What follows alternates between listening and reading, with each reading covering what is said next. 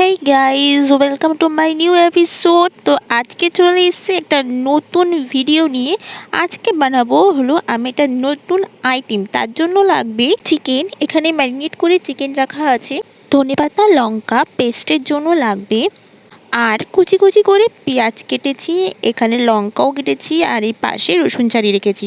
তারপরে ঝটপট গ্যাসে কড়াই বসিয়ে তেল গরম করার জন্য দিয়ে দিলাম। তেলটা গরম হয়ে গেলে গোটা গরম মশলাগুলো দিয়ে দেবো। তারপর গরম মশলাটার সুন্দর গন্ধ বেরিয়ে গেলে কুচি করা পেঁয়াজটা তার মধ্যে দিয়ে দেবো।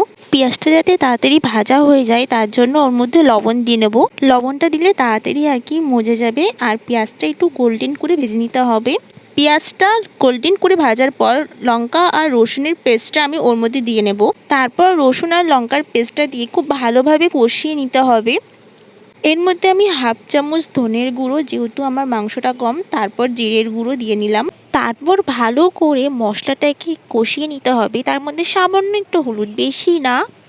কষা হয়ে গেলে ম্যারিনেট করা মাংসটা ওই মশলার মধ্যে দিয়ে নেব। মাংসটা আমি ম্যারিনেট করেছিলাম টক দই, লেবুর রস, আদা রসুন পেস্ট আর সামান্য ব্ল্যাক পেপার দিয়ে ম্যারিনেট করে রেখেছিলাম।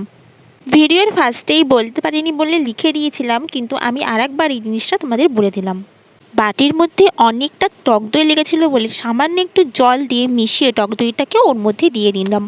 সেই জল এতে ইউজ করা যাবে না, এটাকে এইভাবেই কষাতে হবে। তো খুব ভালোভাবে জিনিসটাকে কষানোর পর আমি ঢেকে দিলাম, কারণ এর থেকে জল বেরাবে। মিডিয়াম আঁচে এটাকে ঢেকে রাখতে হবে। তো কিছুক্ষণের জন্য রেস্ট। মাঝে মধ্যে একটু খুলে দেখবে যাতে নিচের দিকে না লেগে যায়।